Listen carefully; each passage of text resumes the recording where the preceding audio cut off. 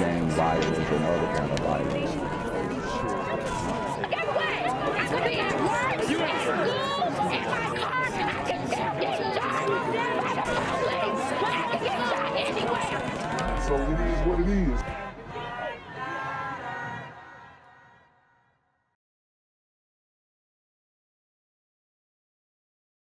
What's good, Shadow Realm?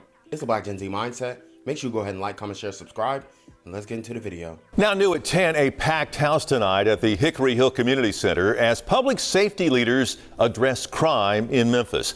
That forum hosted by the Tri-State Defenders, hoping to inform people and offer an opportunity as well for real questions to be asked of those in charge of keeping us safe. WRG's Brian Didlake was there tonight and has that story. According to the Tennessee Bureau of Investigation, crime in Tennessee in 2023 and 2024 was down by 19%, despite 250 murders in Memphis. Wow. So they're saying crime was down between 2023 and 2024, despite 250 murders in Memphis. Like I said, they can't fib the murder numbers, so if the murders ain't going down, then the crime's not going down. But they can fib all the other numbers by not making arrests, or they can let people out, not charge them so it doesn't get put on the books. So things like that, tricky things like that they can do to fib the numbers and make it seem like crime is going down. But you can't fib those bodies dropping in the streets. And that's what we're going to be talking about today on this channel. And we're going to see how Memphis is actually tackling their crime issue and assess if these methods are going to be effective or not. But the local crime commission says the city is still making progress. What it showed is that for the first half of this year, crime had gone down pretty significantly in every major category. Bill Gibbons with the Memphis Shelby Crime Commission breaking down the numbers after the TBI released its latest crime report. For Memphis, 22% of overall crimes means about 8,000 less victims than last year. Memphis Police Chief CJ Davis says major crime drivers for the Bluff City are domestic violence and gang-related activity.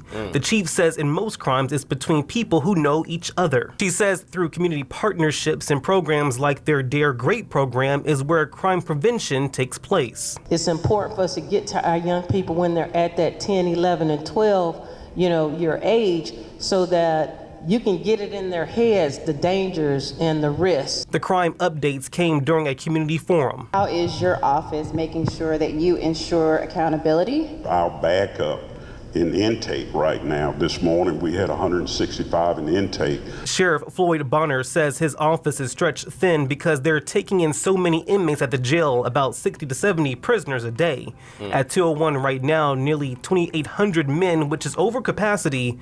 Jail East has 335 women and 84 young people are in juvenile detention. So this is why they are claiming that they're letting people out because the jails are overcrowded. And we know overcrowding in jails, especially local jails, is something to be concerned about. But it still doesn't absolve them of actually doing their job and keeping people safe by keeping these violent criminals off of the streets. Partner with nonprofits like the Final Escape, who also help people with GEDs and try to get them.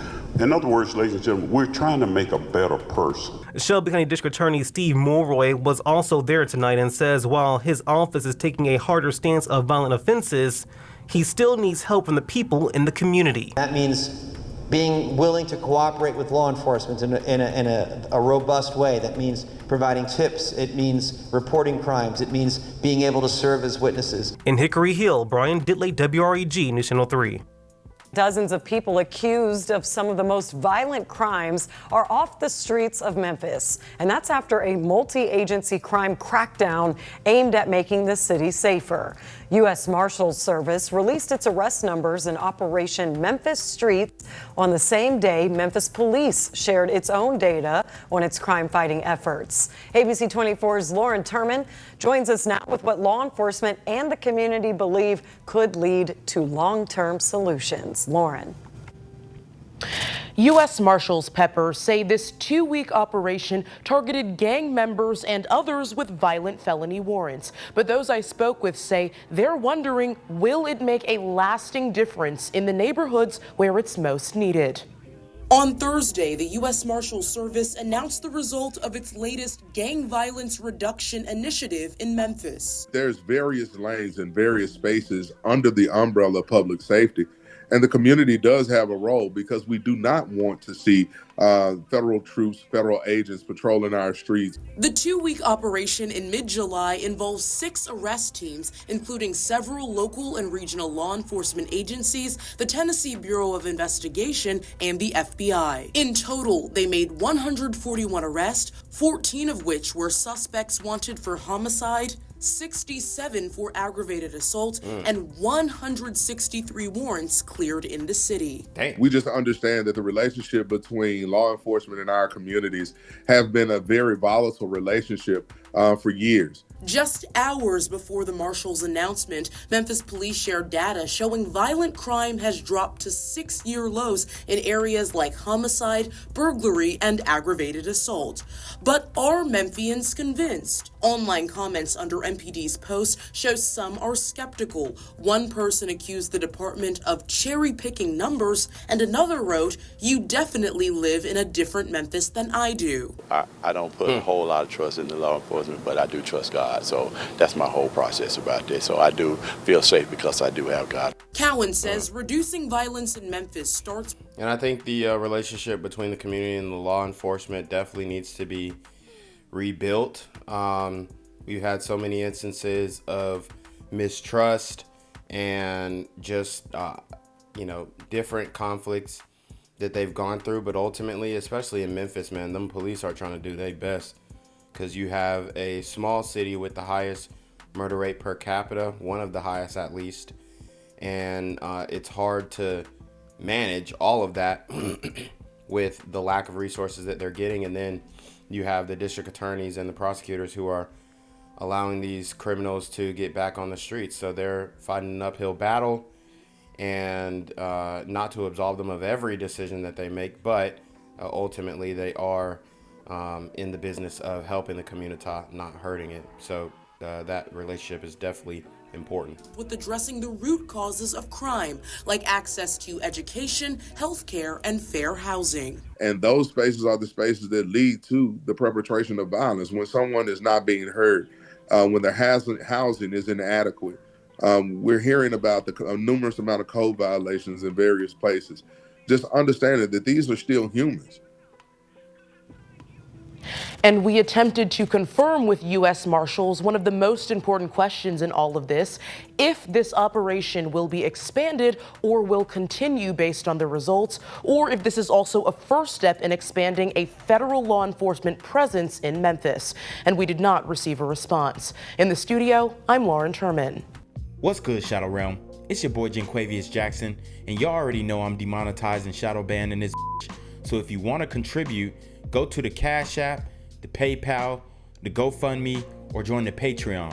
Also, don't forget to visit the merch store for all your favorite BGZM News 17 gear, including our exclusive Trump is a Blood t-shirt. Go fast before they sell out. They are already flying off the shelves, no cap. And remember, these super gremlins are on demon time. 13 live and local right now at 5:30.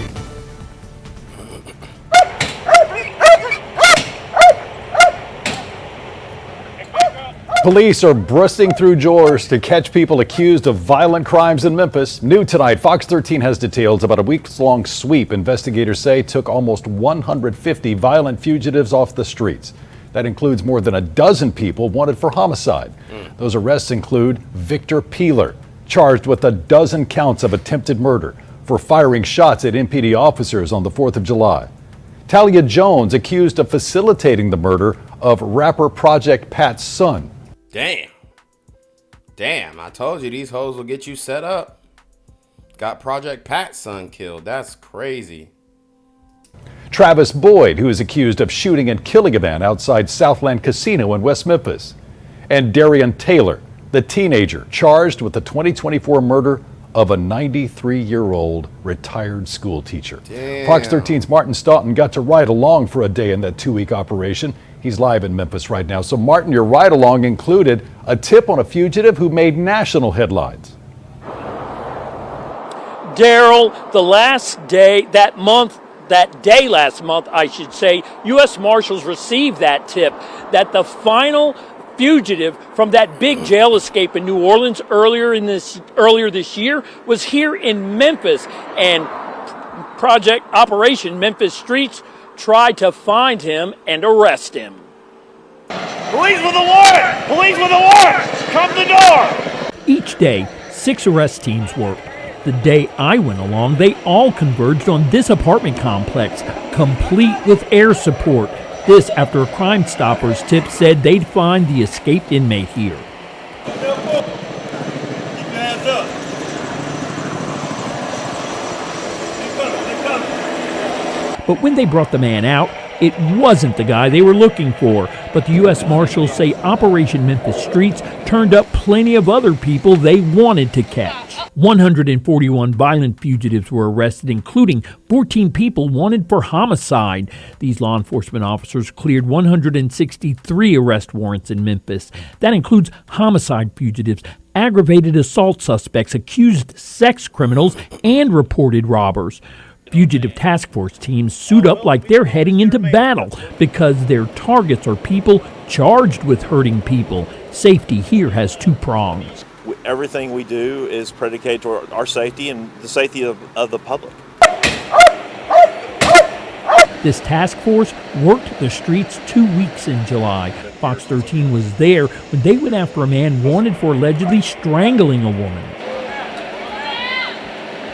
Here, they got their man and brought him into custody. But one of the main targets are gang members. Operation Memphis Streets ended up with the arrests of more than 30 known or suspected gang members. The marshal wants those fugitives still out there to know this. We find people. So I think it should be pretty much a given that if the U.S. Marshal Service is looking for you, it's not a matter of if, but a matter of when you'll be found. And the Marshal Service partnered with several local law enforcement agencies in Operation Memphis Streets, and they say their joint operations will continue here in Memphis and across the Mid-South. Daryl? That is Fox 13's Martin Staunton live tonight. Martin, thank you.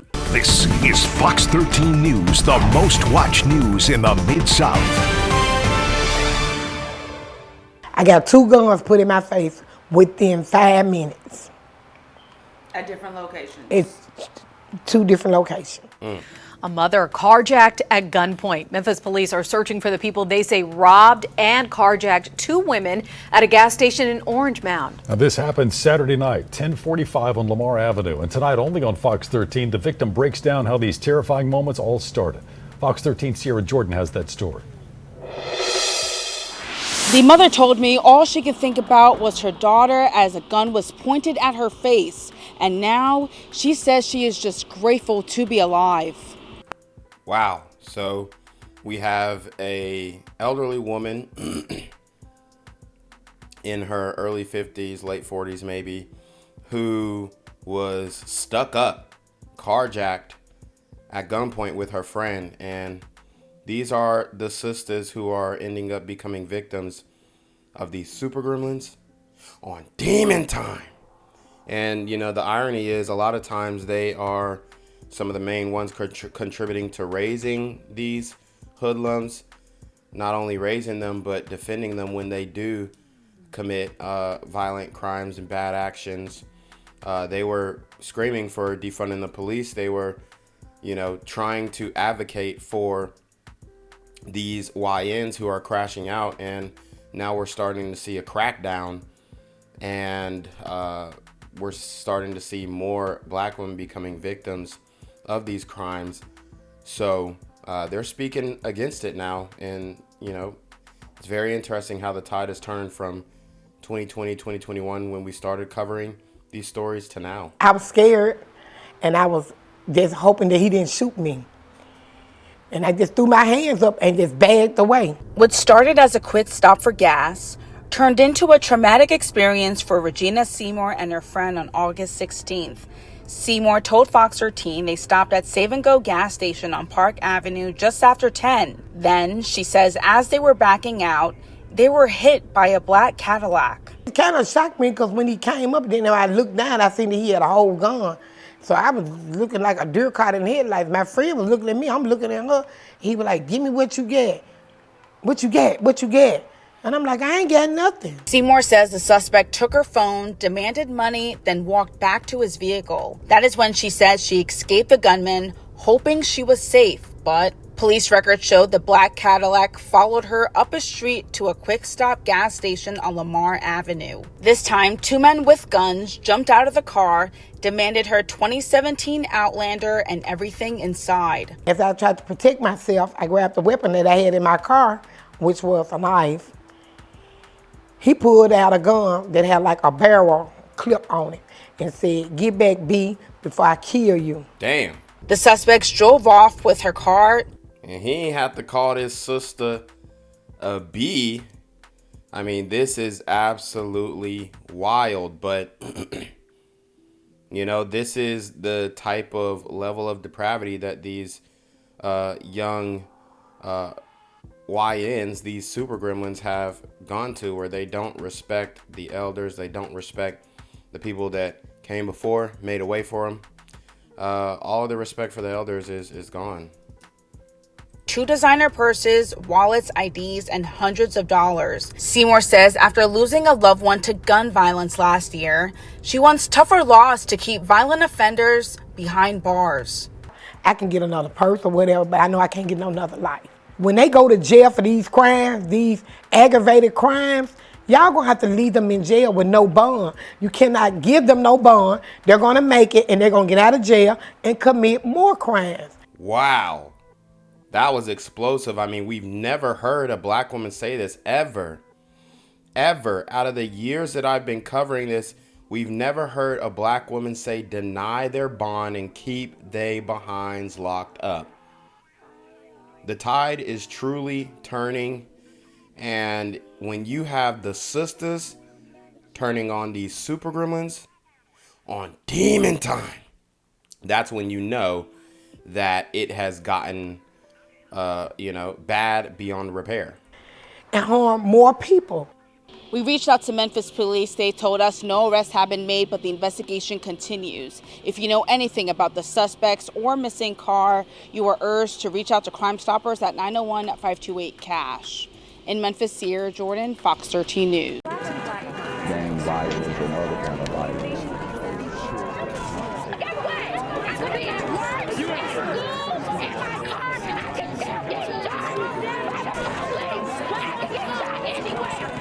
So it is what it is.